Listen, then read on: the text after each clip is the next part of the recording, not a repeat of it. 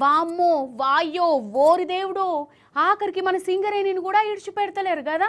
మొన్నటికి మొన్న సింగరేణి సొమ్ముతోని సీఎం సారు ఫుట్బాల్ మ్యాచ్ పేరంటం పెట్టుకున్నాడు అనుకున్నాం కదా. ఇక ఇప్పుడు సీఎం సార్ బామ్మర్ది గారు సింగరేణిలనే పెద్దదంతా చేస్తాడట కాదు. మన రామన్న కుల్లం కుల్లా చెప్తాండు, వినాలి మీరు.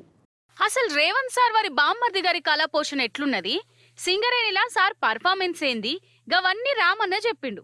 ఫస్ట్ ఇది నుర్రి అటిన్కా మనం మాట్లాడుకుందాం. రేవంత్ రెడ్డి గారి బావమరిది కోసం ఆయనని కింగ్ పిన్గా చేసి, సృజన్ రెడ్డి అనే వ్యక్తిని కింగ్ పిన్గా చేసి ఆయన చుట్టూ ఇవాళ మొత్తం ఆ టెండర్లన్నీ రిగ్గింగ్ చేసి మొత్తానికి 9 టెండర్లు ఇప్పటికే పూర్తి చేసినారు. ఈ సృజన్ రెడ్డి అనే వ్యక్తి మొత్తానికి ఒక కండిషన్ పెట్టించినాడు.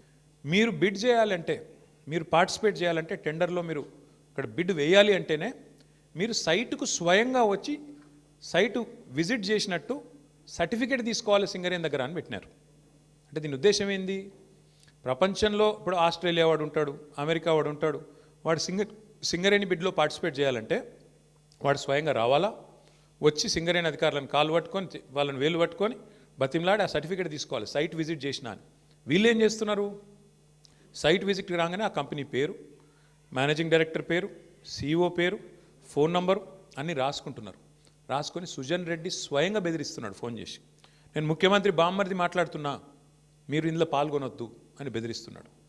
వినలేదనుకో, మేము వేస్తామా, మాకు సీనియారిటీ ఉందంటే వెంటనే ఏం చేస్తున్నారు? వాళ్ళకి సర్టిఫికేట్ ఇస్తలేరు. వాళ్ళు సైట్ విజిట్ చేసినట్టు కూడా సర్టిఫికేట్ ఇవ్వట్లేదు. తద్వారా వాళ్ళు పార్టిసిపేట్ చేయకుండానే ఎగరగొడతా ఉన్నారు. ఇది జరుగుతూ ఉంది సింగరేణి. ఆగన్నట అందినంత దోసుకో, దొరికిన కాడికి దండుకో, గిట్లనే ఉన్నట్టున్నది కదా మన సర్కార్ కథ. లీడర్ల నడుమ వాటాలు వంచుకునే కాడ కీసులాటలు పుట్టి ఆ పంచాది నడిబజాట్ల వడ్డట్టయింది. ఈ నడుమ మంత్రుల మీద టీవీలల్లా పేపర్లల్లా ఎసొంటి రాతలు వస్తున్నాయో చూస్తూనే ఉన్నారు కదా. ఈ మంత్రి గిసొంటోడంటే గా మంత్రి గసొంటోడు అనుకుంటా ఒకల్ని మించి ఇంకోవల మీద వార్తలు వస్తున్నాయి. అయితే ఈ వార్తలెనక బొగ్గు కుంభకోణమే ఉన్నదట. నైనే బొగ్గు బ్లాక్ టెండర్ల వ్యవహారం మంత్రుల నడుమ పంచాది ఉట్టించింది. ఇంట్లో పెద్ద కుంభకోణం నడిచిందట. ముఖ్యమంత్రి రేవంత్ రెడ్డి సారు, చిన్న ముఖ్యమంత్రి బట్టి సారు, ఇంకో మంత్రి కోమటిరెడ్డి సార్ నడుమ ఈ బొగ్గు టెండర్లు పంచాయతీ పెట్టినాయని అంటుర్రు. ముఖ్యమంత్రి రేవంత్ రెడ్డి బామ్మర్ది సృజన్ రెడ్డి ఈ సింగరేణి టెండర్లను రిగ్గింగ్ చేస్తాడట. అయినోళ్ళకే వచ్చేటట్టు ఏమేమో కండిషన్లు పెట్టి టెండర్లకు వచ్చినోళ్లను బెదిరిస్తారట. గిదే ముచ్చట రామన్న చెప్పిండు. ఇక ఈ బొగ్గు కుంభకోణాన్ని మన హరీష్ రావు సారు బయట పెట్టిండు.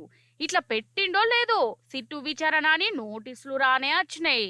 సరే, అదట్లుంచితే ఈ కుంభకోణం వెనుక మొత్తం 1600 కోట్ల రూపాయల ఆమ్దాని ఉన్నదట కాదు. ఈ 1600 కోట్ల ఆమ్దానిని పంచుకునేందుకు ఏమేమో ప్లాన్లైతే కథ అడ్డం తిరిగిందట. అందుకే టీవీలలా మంత్రుల మీద ఏవేవో వార్తలు కావలసుకుని ఏయించురని చెప్పుకుంటుర్రు. అసలు కాంగ్రెస్ అంటేనే స్కామ్లు అని మొదటి సంధి పేరు వేయింది. ఇప్పుడు ఆ పేరును పర్మినెంట్ గా అట్లనే ఉంచేదందుకు ఈ పార్టీలో ఉన్న కొందరు లీడర్లు శానా పట్టుదలతోని కుంభకోణాల మీద కుంభకోణాలు చేస్తాన్లని జనాలే చెప్పుకుంటుర్రు.